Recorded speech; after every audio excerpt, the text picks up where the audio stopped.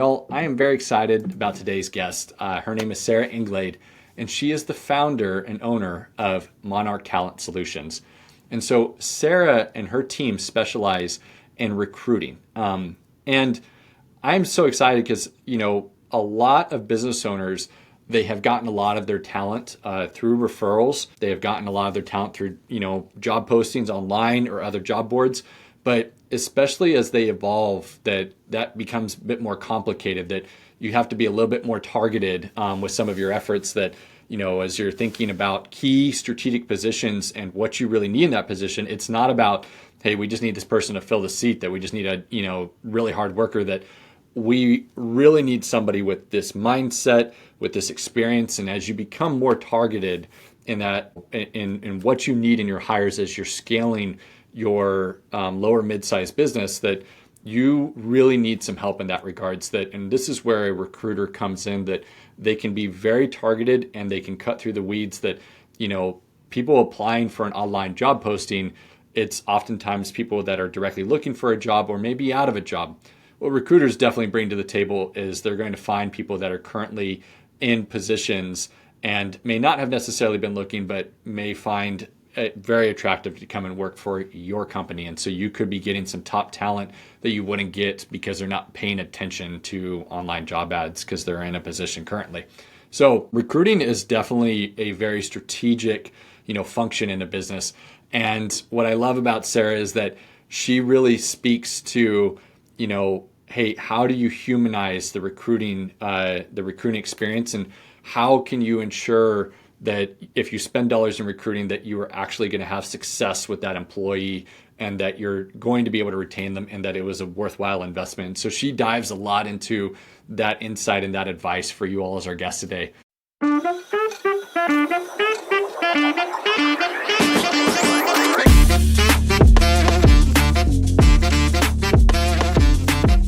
I'm really excited about today's guest, Sarah Englade. Sarah and I have been friends for what is it now, Sarah? Probably about a year and a half? Yeah. Yeah? Year and a half. Awesome. And recently I moved to Houston, and Sarah is one of my first friends in Houston. So she's got a special place in my heart. But Sarah is she is an absolute world of knowledge in regards to recruiting and talent retention. So we're super excited to have her here on the show today. Sarah, thanks so much for joining us today. Thank you for having me. I'm excited about this. Awesome. Yeah, me too. So yeah, let's kick it off for the audience here. What are the key factors in your opinion, Sarah? What are the key factors that companies should focus on when trying to attract top talent for senior level and mid-executive roles? That, I think this is one of the key things that so many are thinking about, that how do I keep these people? I'm spending a bunch of money, and especially in the recruitment process, right? Like, it's not necessarily a cheap process in terms of recruiting and finding somebody. And so they want to make sure that I'm going to get an ROI on my investment. How do they ensure that they retain that talent? You have to be competitive. So the biggest thing is, I think that for a lot of companies that haven't had to hire in a long time, that are entering into a market like 2024, anything after the pandemic really, is understanding how much has changed for candidates. So a lot of ego has to be checked at the door for companies, and most companies have realized that, but there are still some companies right now that are finally able to get back to hiring, and they need to really understand the market and trust the information that they're getting from, whether it's a headhunter or a recruiter, or even just candidates that are interviewing, when they're offering up expectations for whether it's salary, flexibility, schedule, runway for where they want to be 5 years from now. Like, really being open-minded to that, because so much has changed. There's a lot of changed with the mindset of candidates. It's no longer the days where companies call all the shots.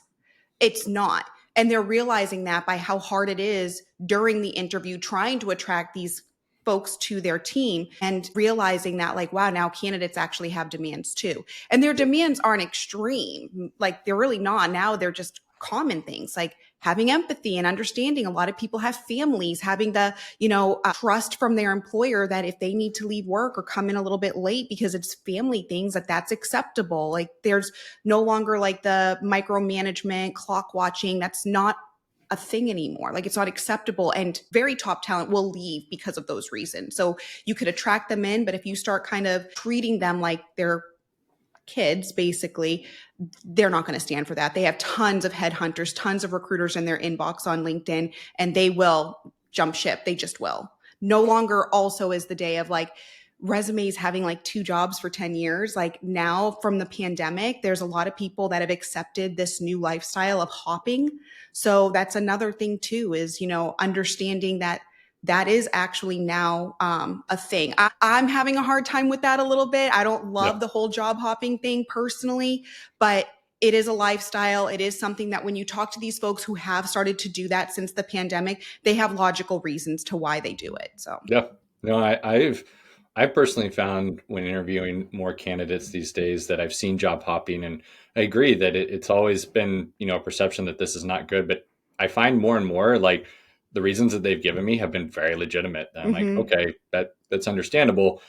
Obviously, personally, it still raises a question in my mind, like, okay, but why didn't you do some stronger vetting up front? And I think that's been a learning experience that they're probably learning, and they're going to bring to the next recruitment process of really vetting that out, right? Yeah. That they left for very good reasons, and so they're going to carry those learned experiences and say, well, yeah, I should be staying longer at a place, and so because I haven't, I'm going to make sure that the next time I come in, I'm going to really vet it.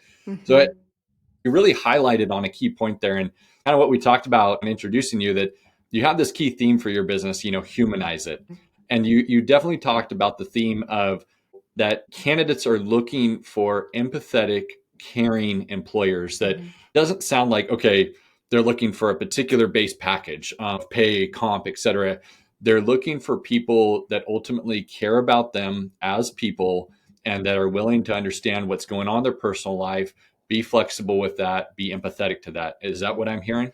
Yeah, like I mean, compensation is still probably the number one thing that we're going to get from the candidates that I talk to regarding positions. But a very close second right there is that culture fit. It's the empathy. It's that they're looking for a long term home. They're looking for a place where they can plant roots and stay and grow.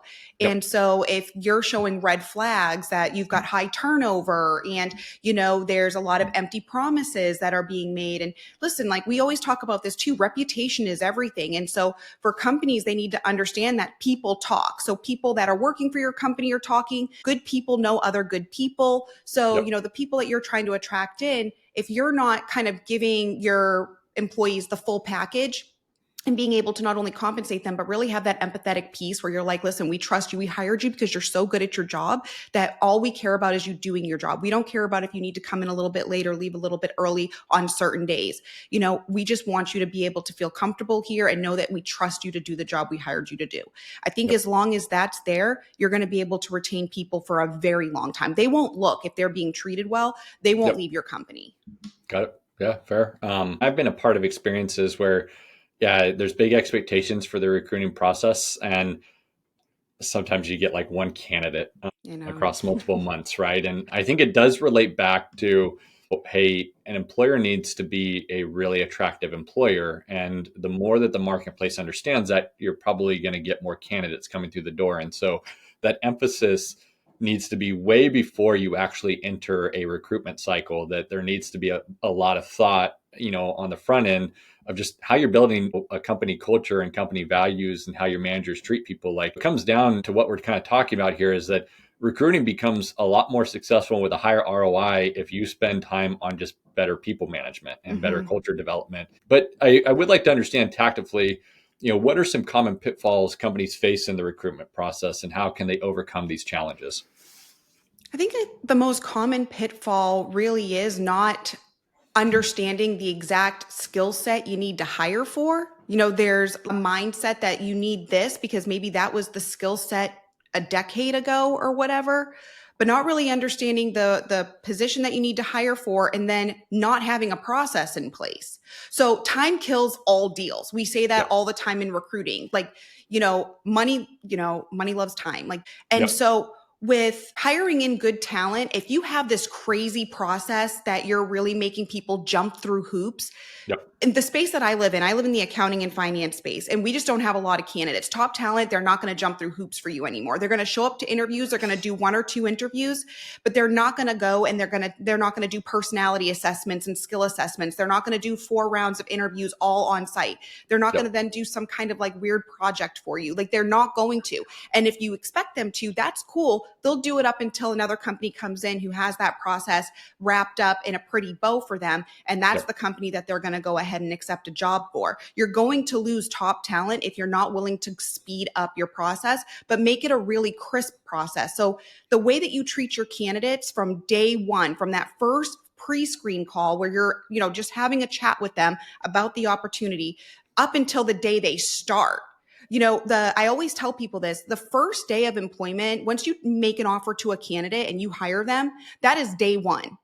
So a lot of people will lose candidates between the time that they signed an offer letter to the 2 or 3 weeks out from when they start, because there's a lack of communication. The employee no longer feels important or valued. They're confused. They don't know where's the drug test, the pre-screen, the this, the that. I haven't heard from anybody. Those weeks of silence can make you lose your top talent, because while they're confused, sitting in limbo, even though they know they have a signed offer letter, other recruiters are still hitting them up. So you have to treat them well. Like the way that you treat them from the day that you meet them on a resume and a pre-screen to the day they sign the letter to the day they start, all of that matters. You have to put the effort in to really make them feel like they are a true part of a team, or at least their time is important and valued.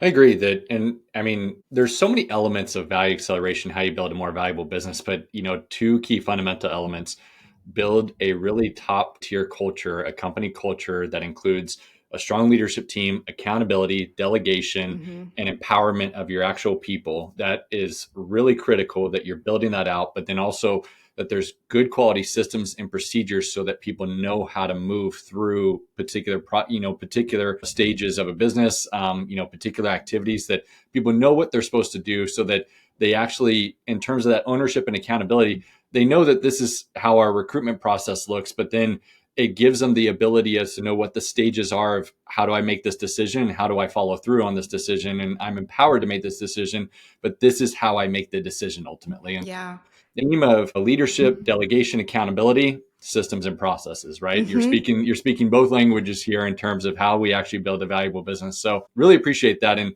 I'm going to take a little bit of a turn here, Sarah, that I think for our audience, and especially, I'm aware that I'm working with them, and especially on, our company on the finance side, we find that this is a common thing that comes up, or a common phrase: a recruiter is expensive, right? Yeah. That is an incredibly expensive investment. Oftentimes they say, let's just do the posting online and see what we come up with first. What is your response to this? And how should a business owner understand and evaluate the ROI of an investment in a recruiter? Yeah, we get that too a lot, but listen, I always say this, like, recruiters get paid the big bucks because the job is that difficult. At the end of the day, when you think about it, a lot of the hiring managers that I partner with, they're going to be either controllers, CAOs, CFOs, HR VP directors. Those jobs, their main job isn't to hire. Their main jobs are very different. It's usually like the health of the company in the financial space. Like, that's a lot of work to be responsible for the financial health of a company. That's the main responsibility, them managing their team, overseeing their team, making sure they're hitting deadlines. Hiring right now, it is a full-time job. It's not just 40 hours. For us to find candidates for just one open position, it takes work. It's not just posting a position, because listen, ask anybody, okay? Because we let these, we do the same thing with new clients that actually call us and say, hey, we want to partner, but I don't think that we can afford you. We're just going to post it on our own. We'll say, okay, you do that. Let us know how it goes. I'm going to call you in 2 weeks. And in 2 weeks, if you haven't seen any candidates, are you going to be open to partnering with me? Yes. And they always end up partnering, because the truth of the matter really is, once you post a position, 99.2%, I don't know, I'm just making that number up, but it's very high, of the applicants that are applied, they don't even qualify for your position. They don't even come close. They don't. It takes true headhunting skills. Headhunters are not farmers. We are headhunters. We hunt. So Yep. for us, we're constantly making relationships, and our relationship building doesn't just start when we get a new rec in, a new job order. We don't start hunting then. We've been hunting the whole time. That's part of the job. So we have these relationships with candidates that, like for me, I've been recruiting for 12 years in the accounting and finance and HR space. So my network's very big. So I just go directly to my network first before I actually go on the true hunt of trying to Yep. find new talent to attract them to, have a conversation with me to possibly leave for another opportunity. But we go to our networks, they're already built. So Yep. we have them in our systems. For me, I'm super organized. So I've got my candidates broken down from skill set to industry to compensation to part of town that they live in and here in Houston. So it's pretty seamless. And then with the hunt too, this is all that we do. So recruiting is sales. So Yep. our job is to sell your opportunity and your company. And so Yep. we act as a true extension. So that in itself, the reason why you're paying recruiters so much is because we're literally going through anywhere from like 50 to 100. Anybody that says they go over that is crazy. It's probably like 50 to 100, maybe like 125 outreach attempts to candidates. And the response rate is low. It takes a lot of time. You start having to have these conversations. You warm them up. You go through the vetting process of pre-screening them. We meet our candidates. So for me, I know everything about my candidates. I know everything from personal things like how many kids they have, vacations that they have coming up, the reasons why they left previous positions, the reason why we're having that conversation right now, what it's Yep. going to take for them to leave. So that's the value that you're getting. You're getting someone that's able to tell you and present to you candidates that are going to tick off the boxes that are most important to you and be able to tell the story behind those candidates. So is it worth it? Yeah, because it's a time save. Because recruiting and hiring on your own when you're doing it for yourself, it's a full-time job. So unless you decide to take all of your job and pause it just to hire, which is going to take weeks anyways, I would suggest you spend the money on the investment because you're going to get the return back. Well, I think even as you were talking there, I think about it, and you brought up the idea like a recruiter is a sales position, Mm-hmm. right? And especially like our audience is lower middle market. That usually includes business owners that have between 5 to 50 million in revenue. Like these aren't massive brands out there, and so what we find consistently is that a lot of business owners like they don't have strong online presence, and they talk about like marketing and sales. If you're trying to get new clients, that hey, you can create content out there. And the idea is that you create an inbound stream of potential customers and clients, or you have a sales team that is actually going out into the marketplace and trying to talk to people. Mm-hmm. And so given that, what you just said, that just like you would figure how you're trying to attract a new client and to get new revenue and new business, that if you don't have this massive brand, out in the marketplace that you can go post a job ad and you're going to get tons of qualified candidates. And even then, like you said, like you're going to get a bunch of people that apply that are nowhere near a good match. You need a recruiter like yourself that is going out in the marketplace on your behalf and is selling and hunting for you, Mm-hmm. just as if you would, if you had a business development rep that is trying to go get new business and get, they're doing a bit of marketing, right? Like they're going out and they're figuring out what's the target market, who do I need to talk to, what events do they go to, where are they living? Yep. And they're going on LinkedIn and trying to reach out to these people. The recruiter is going to do the same thing for you, except with talent, right? And Exactly. 100%. That's what we do. I think that perception is so important for people to understand, that they go and they do a job posting and there's, not a whole lot of success either with some crummy candidates, or they're not getting a whole lot of applicants. And it's like, well, but nobody knows about your business. And especially in today's world, I personally feel like if you don't have a solid online presence in today's world, you're already lacking. Like you're behind the scenes here. You can't table that kind of stuff. I just had a conversation last week with a up and coming recruiter. She is actually up and coming. She actually launched her own recruiting firm without having any recruiting experience, but from an industry that she came from. She felt very confident that she could sell this industry. And her and I had a one-on-one, and she was talking to me about my brand. And she was like, I love what you're doing. I don't think I'm quite ready to be at that place yet. And I was like, I'm going to give you one bit of advice. Do not table building a personal brand and a company Yep. brand. Do not. It builds credibility. The first thing that I do and that most people do is, if we're interested in, it doesn't matter. It could be a doctor, attorney, an accountant firm, whatever. What do? We Google them. We go Yep. to Google, we Google them, we pull them up on LinkedIn. And when you see the presence is there, it helps to build trust and credibility with your audience. So you have to have a strong brand. As uncomfortable as that makes a lot of people, you just do. And I hate to break it to people too. When I actually explain explain it this way? Like, oh, I guess you're right. If you have any kind of social media platform, anyway, if you have an Instagram, if you have a Facebook and you're active on those platforms, you already have a brand. Yep. Yep. So I agree. it's just about like streamlining the brand to a professional audience, right? Yep. But yeah, you got to get comfortable being uncomfortable building that brand because it doesn't come natural. It wasn't easy for me in the beginning either, but the more reps you put in, the more posts you create, the easier it is for you to find your voice. And then Yep. it helps you, again, build your company, get a bigger audience. Yeah, you can't table that. You have to have a brand as a company and as, even individuals working for the company.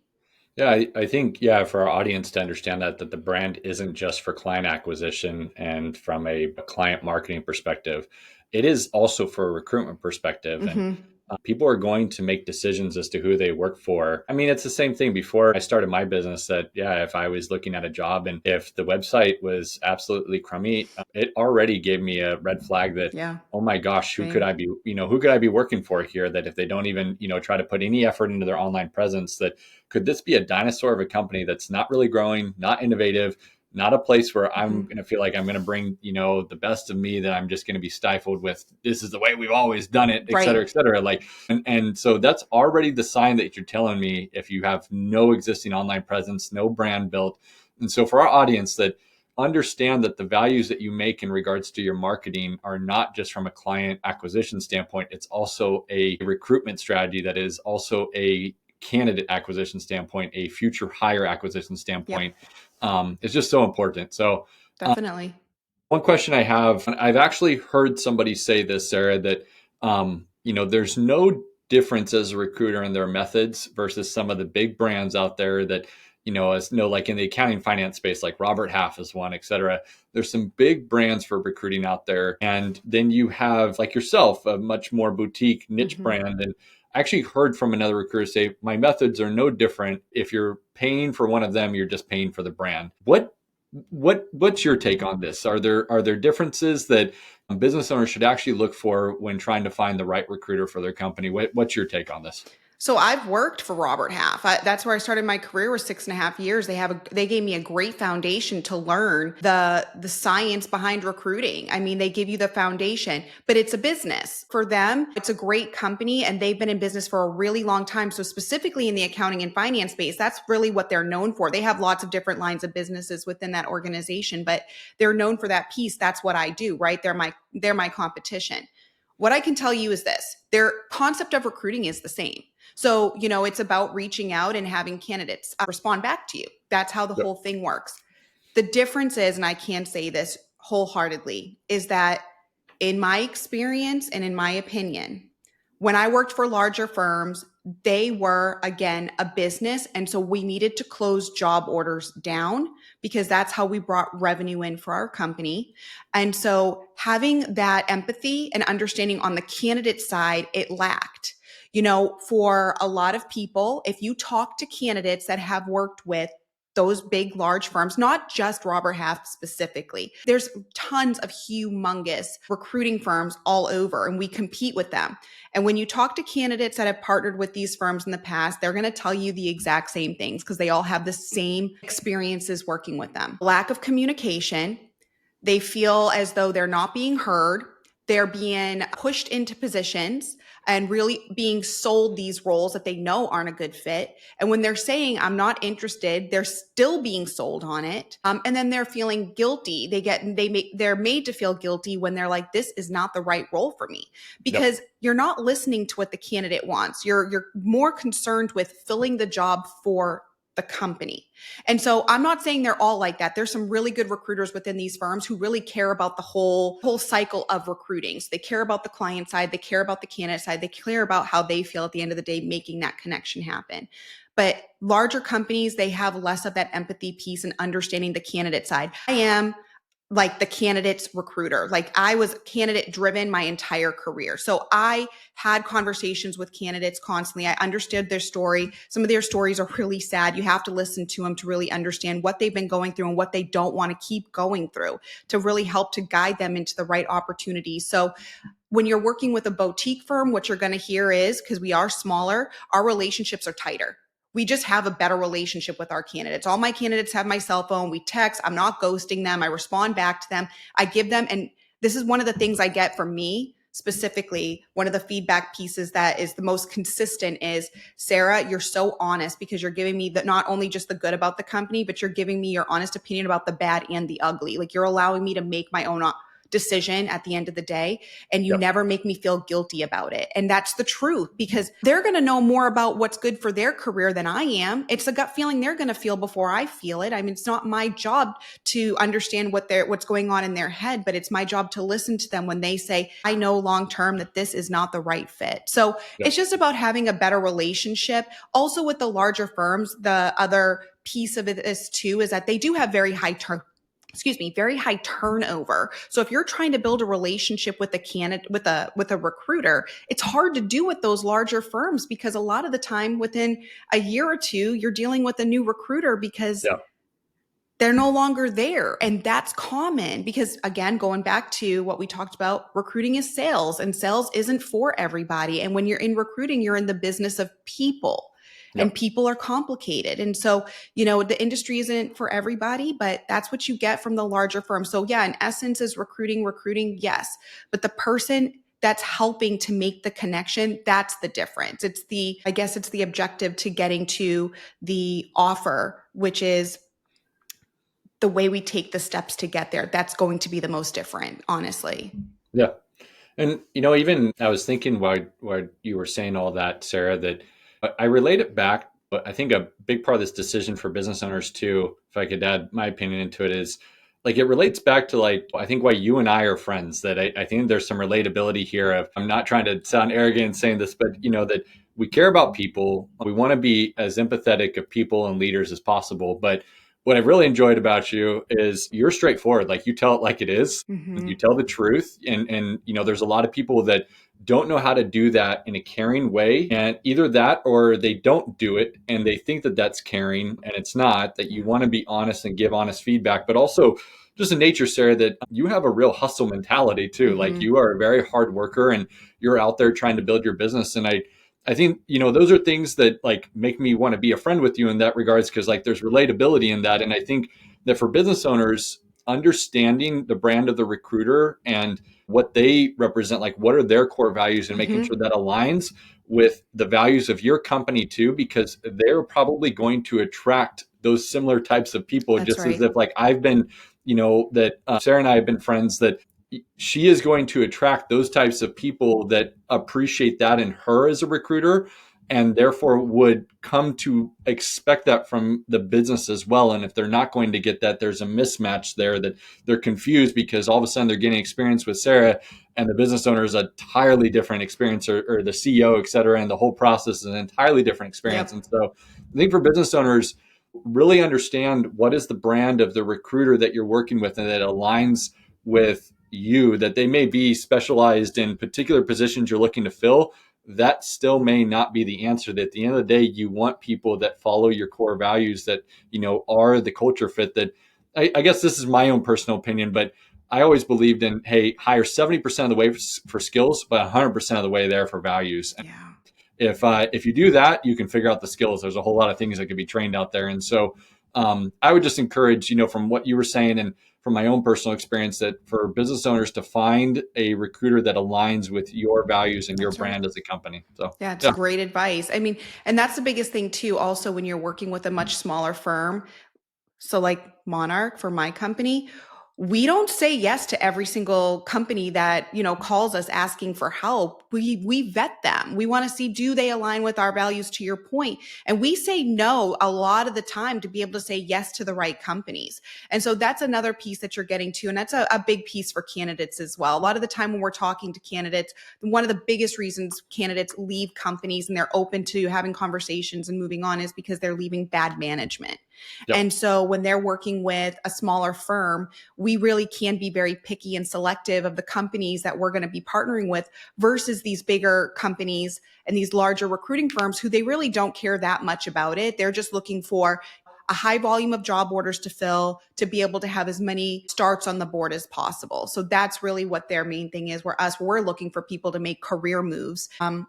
and I always say this too, I'm going to find a better way to say it eventually, but when I'm placing someone, I don't want to hear from them again. I mean, I want Yeah. to hear from them to go and grab lunch and coffee, but like, I don't want to hear from them a year later saying, I hate it here, I want to leave. Yep. We Yep. really care about placing them in long-term positions. Yep. Yep. To that point, yeah, we've talked a lot about, and I think this conversation keeps coming back to a company understanding their own brand, trying to amplify that, understanding their own values, that, there's so much to be successful in recruiting and attracting talent and then retaining talent. There's so much that has to be done way before that. So, yeah, can you kind of enhance for us that tactically, what should companies be considering in order to enhance their employer brand to attract high quality candidates? Like, what can they legitimately be doing? That we've talked a lot about having online presence, but is it just that? If it's that, what does that mean, Sarah? That, yeah, can you kind of like help us break this down to tactical concepts here?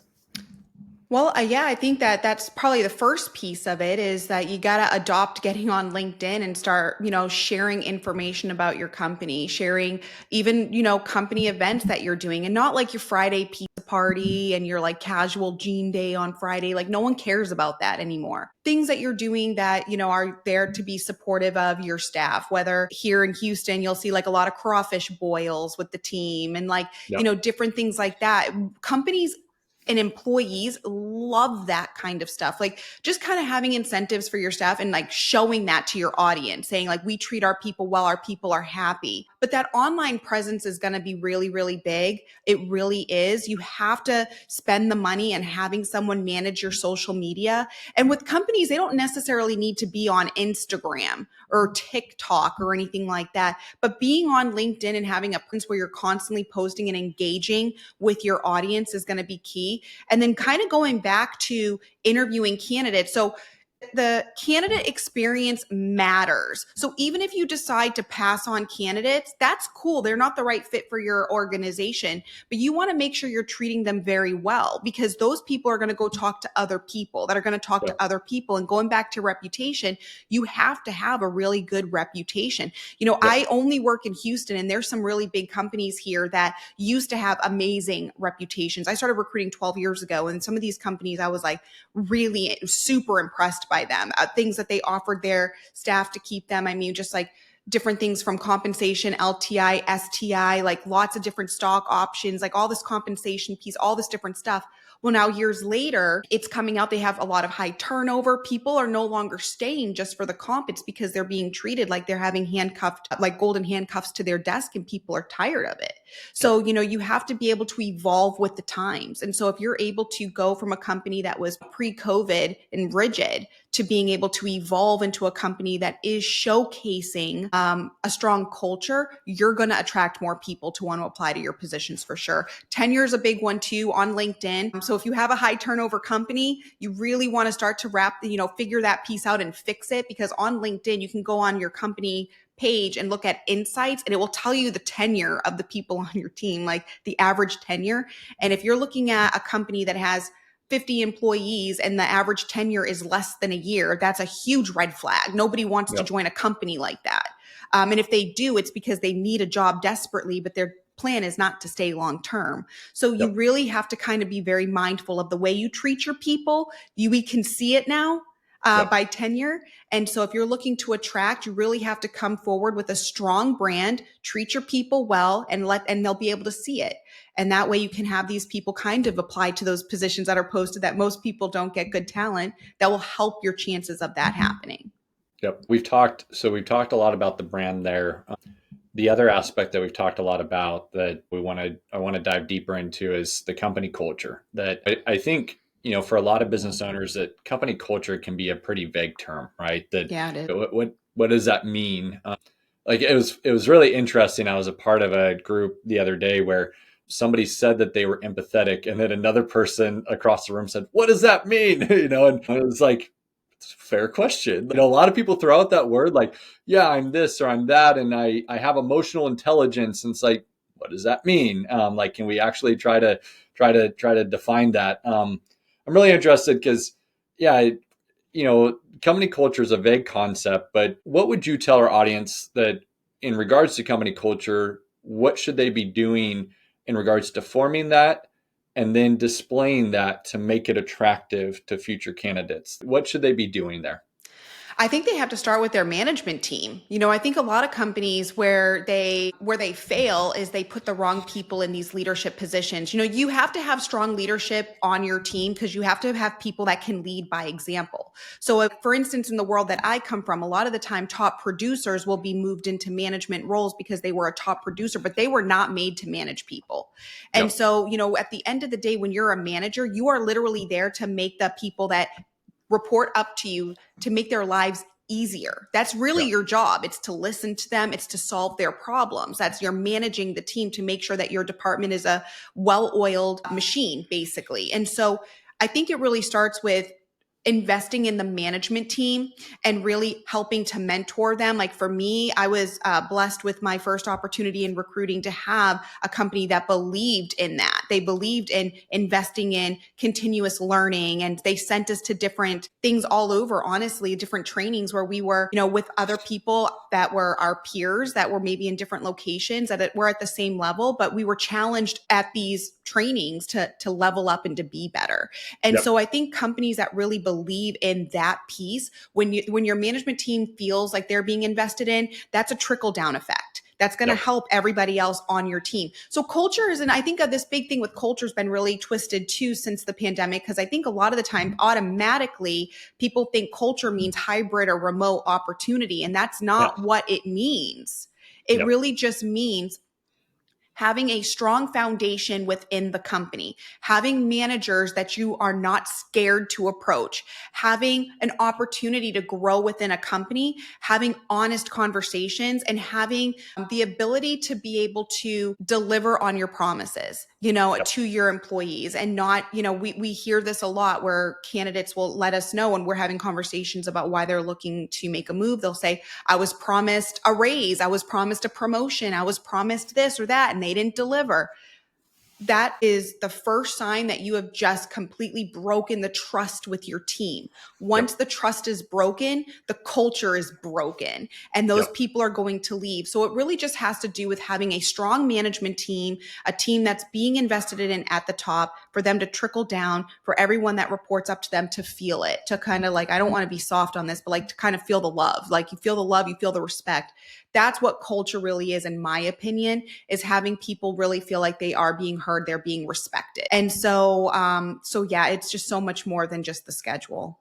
Yeah, I agree. And it really does start at the top that, if you're trying to set a set of core values, that if you're trying to set a company culture, if the top leadership team is not embodying that, oh my gosh, then it's It's the absolutely worst. pointless. It's absolutely, utterly pointless if Yep. there's not consistency amongst the leadership team, right? And so it really does start at the top that everybody on your leadership team should embody, what you're saying, that your company core culture and what you are really about. And that sometimes I feel like for audience that it's as simple as, it sounds simple. I realize that this can be harder in nature, but what are the top 5 things that are really important to you in a workplace? And get those down on paper and make sure that everybody else on your leadership team agrees to that and that everybody's on the same page. And that's not to say that you might have some debate in regards to that, hey, is that really that important? But it's the idea that everybody is in general alignment that those are the top things. And then when you go hire people, that they should also value those same things. And I think realizing as you grow a company, people are going to be attracted to the culture. But I think it's also important.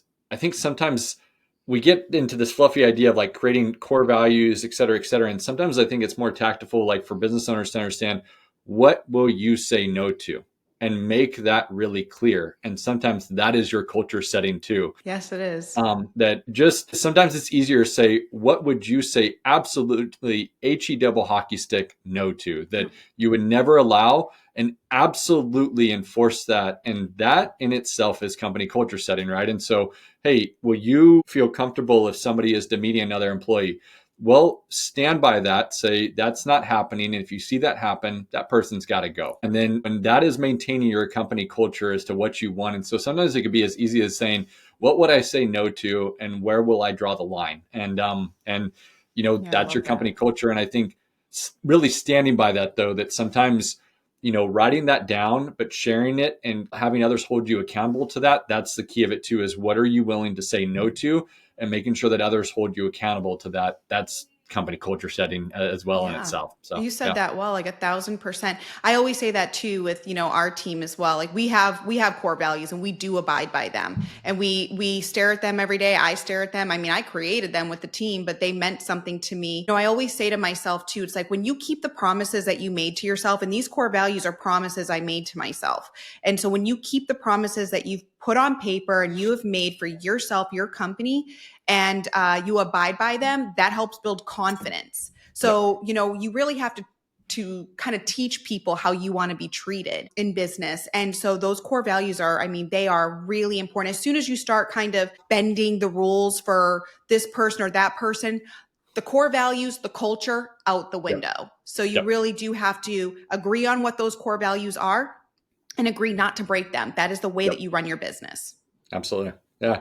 Well, yeah, Sarah, thank you so much for the time today. That we do like to end every podcast with one key question, kind of our signature question that we've talked a lot here, that you've given a lot of value. And I think some key themes for our audience that, the culture, the brand are all incredibly important, as well as the systems and processes Mhm. related to your recruiting system, your recruiting function. That those three areas are three central themes that our audience should be paying more attention to, investing more in, and understand the value of. But yeah, for our audience, what is the one key takeaway here? What's the final send off that for our audience of, lower middle market business owners, what would you tell them is the one thing to build a valuable company? What should they be considering? Well, I'm going to be selfish here, but you should be considering partnering with a headhunter that specializes in the skill set of the roles that you're looking to hire for. Because at the end of the day, when you're trying to build your company, you're not going to have enough time to do all of the things that we do for you to get the right candidates in front of you. You made a comment where you said only one candidate will be presented to you and it's been months. That's not how a good, solid recruiting firm is going to treat you. We try to put 3 to 5 resumes together based off of all the conversations we've had with our clients. And then with these candidates, when we're presenting them in, like, we're not wasting your time. We're sending you the Yep. very best of what we have. So, if you're looking to build a strong company and you really are looking to attract in top talent, sometimes it takes a village. Investing in a strong recruiter that you have built a relationship with will be a game changer for the growth of your organization. Absolutely. Awesome. Well, thank you, Sarah. Thank you so much for joining us on the podcast Thanks today. for That having me. where can our audience learn more about you? Where can they find you? We're on basically every social media platform. So you can start on LinkedIn. You can follow me on my personal page, Sarah Englade. Our company page is Monarch Talent Solutions. We're pretty big on Instagram right now. So Monarch Talent HTX is our handle on Instagram. And you can find us on YouTube at Monarch Talent Solutions. We're Awesome. right there. Yeah. Awesome. And for the audience to know that, yeah, Sarah produces some really great educational videos and not necessarily long form, that they're great shorts that to Yeah. get little tidbits of information on, yeah, how to do and implement some of the things that she's talking about. So go check it out on LinkedIn and Instagram, y'all. Thank you, Sarah. Really Thanks, appreciate it. Mason. Yeah, this was fun. Awesome. Thanks.